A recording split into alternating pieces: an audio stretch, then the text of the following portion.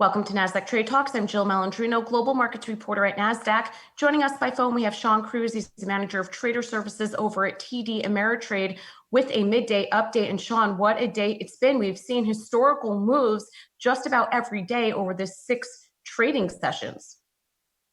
Yeah, and I think the thing here is that it hasn't been enough for the Fed to just come out there and cut rates. I think a lot of investors and analysts wanted to see the Fed really expand their balance sheet and do even more than interest rate cuts. We did get that announcement today that they're going to move back into the commercial paper market, similar to what they did during the financial crisis. I think it is worth pointing out that the Fed has actually been expanding their balance sheet. Going back to last August, it sort of bottomed out, hit a little bit of a trough, and it's been climbing ever since. Tomorrow, we'll actually get another look at their balance sheet, and I expect to see an even steeper increase in the size of their balance sheet, given everything that they've announced, everything that they've already done over the past couple of weeks to try and get out there and sort of keep financial conditions loose. All right, let's take a look at our first chart here, and this exemplifies what you're talking about with the balance sheet, and we can see it kind of hold steady for a bit, and then there's certainly more movement towards the right of the chart. Yeah, and that's really where the Fed started to step out there and cut rates and just engage in other activities that start helping out. You know, there's repo markets. They've, like we said, they announced they're going to get into money markets. But seeing the Fed expand that balance sheet, what that means is that the Fed is actually going out there and making these purchases, which should help shore up any sort of liquidity issues or fears that market participants were starting to have. And the announcement today that they are going to start intervening in the commercial paper market should only sort of amplify that effect on their balance sheet. So definitely something to watch moving forward. But I think that is what a lot of investors and traders wanted to see, was the Fed really step up their presence in the asset markets. All right, and another important thing we've been watching, we can see this on our second chart here, of course, yields has been a big part of this conversation, in addition to what we're seeing in the equity markets. And there's really two things that we're looking at for what can drive yield lower. If you're looking at the 10-year, which at one point got just incredibly low, down to about 0.3%. It has moved higher recently, but I think it is worth pointing out that right now what has really been behind such a complete drop-off in that 10-year yield was the thought that this demand shock we're expected to experience, and I think it's generally agreed upon by economists across the board, this is going to lead to a significant slowdown, if not outright recession, is also going to be deflationary. And so we can try and take a look at what is being priced in terms of inflation expectations into a lot of these fixed income and interest rate markets by looking at the 5-year forward inflation measure. And if you just take a look at the chart of that, you see it really just went off a complete cliff over the past couple of weeks. So it makes sense that you're seeing that plunge in interest rates, and it really shows that there's expected to be little to no inflation here moving forward. All right, let's move along to our third chart here. And this is a heat map where we can see what stocks are really trading in the green and which ones are having some negative pressure today. And if we take a look all the way to the bottom right, where consumer discretionary is, if you take out Amazon, you see all those retailers, those brick and mortar stores are really feeling the pressure with consumers not being able to go to work.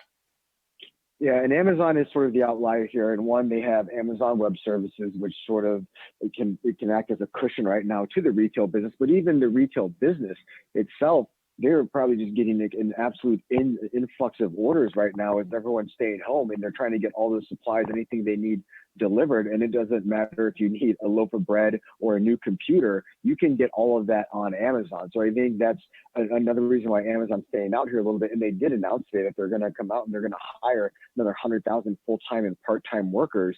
So it shows solid demand for their business, and they're actually having to go out there and hire when everyone else is looking at actually cutting labor forces. They're seeing such strong demand that they're adding more employees.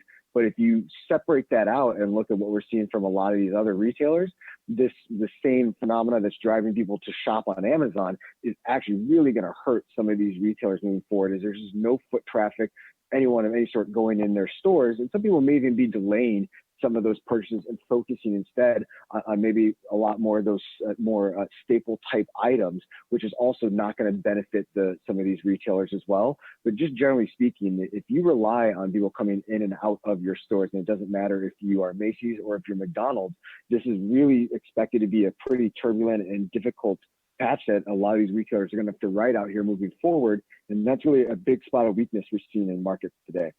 All right, and we can actually see these in the numbers. If you take a look at our fourth chart here, Kohl's and Macy's, it's really starting to hit the bottom line.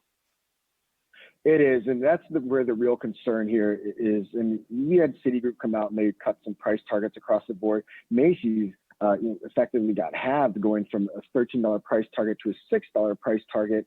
But they're not the only ones that are going to be in trouble here. And what the concern is if you really stop getting those revenues coming in the front door, you can start running into cash flow issues, and your ability to make some of those payments that you are obligated to make, be it a debt payment, a lease payment, anything.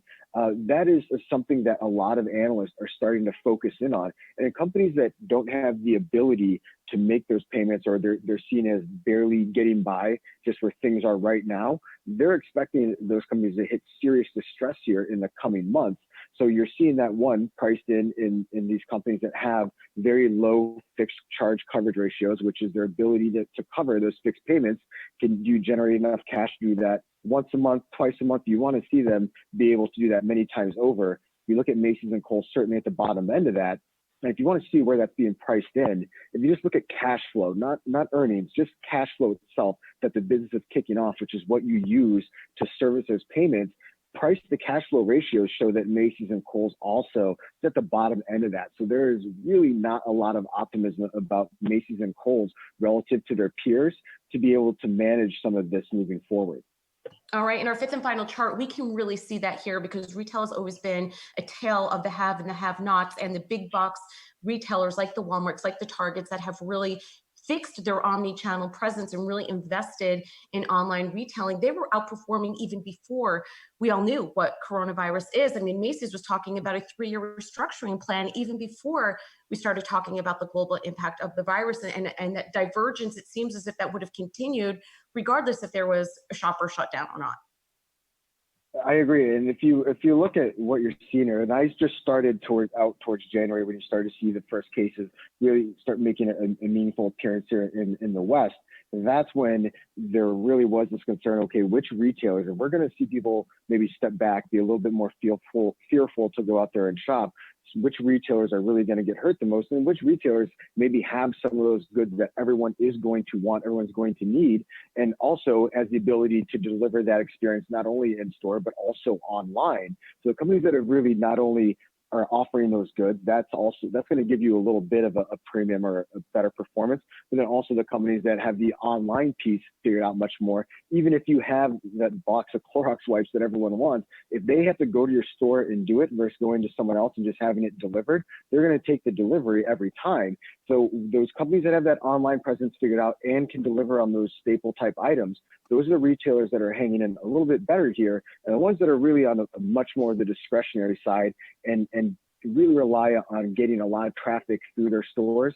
Those are the ones that are really getting hit hard here. And then also you can see here, once again, these highly levered companies, Macy's and Kohl's, having sort of the worst performance here, as distress certainly is something at the forefront of concerns for a lot of investors and analysts.